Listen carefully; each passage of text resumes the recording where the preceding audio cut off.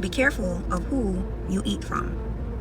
Many times in the Bible, food is highlighted as a symbol of covenant. Food is mentioned over 1,000 times in the Bible, signifying physical nourishment and also spiritual symbolism. Look at a few examples of food signifying covenant in the Bible. So we have Moses and Jethro.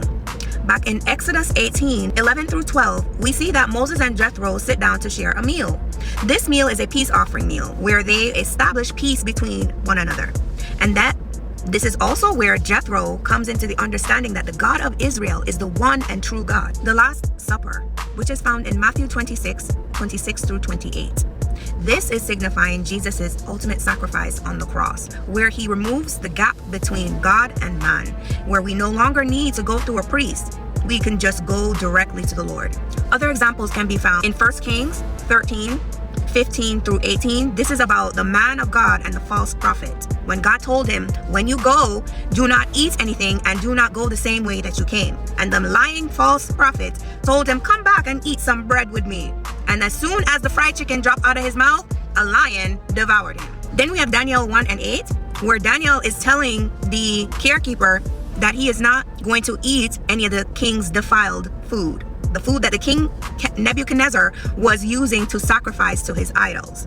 Okay, so now that I have laid the foundation and we now know that food symbolizes covenant, let's get into why we are here. Don't eat from people, especially if you feel or you suspect that they don't like you. Because as they're preparing the meal, they can be cursing the food. They can be saying, I hope her business fail. I hope he gets a divorce. I hope that his finances suffer. I hope that all her friends leave her and turn around and stab her in the back. So the whole time these word curses are being spoken over the meal, they serve it up nice, bring it to you, you eat it, and now you're in a full-blown covenant that you don't even know about.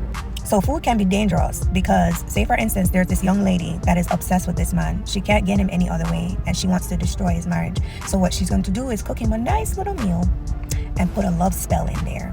Sometimes they would even put their menstrual cycle blood in there and to solidify that covenant. So when that man eats that, he's permanently tied to this woman unless he breaks it by the blood of Jesus. Those of us who are familiar with witchcraft and altars, you notice that when there is a practitioner sacrificing to an idol or sacrificing to a deity that meets them at the altar, they will often leave food there. The food signifies an offering. And when that deity, quote unquote, eats the food, they're coming into covenant. It's a covenantal agreement. So now that they're in covenant with this idol or this demonic god, the person now in exchange for that covenant gets what they requested from the demon, such as power, influence, money, whatever it is. Now, am I saying that when you go to Thanksgiving dinner that you should not eat from your family members? No, I'm not saying that. But if you know that they're dabbling in witchcraft, it would behoove you not to. And this is also why praying over your food is essential, because you often don't know what the intentions of the person is that prepared the food. So best rule of practice, just pray over the food.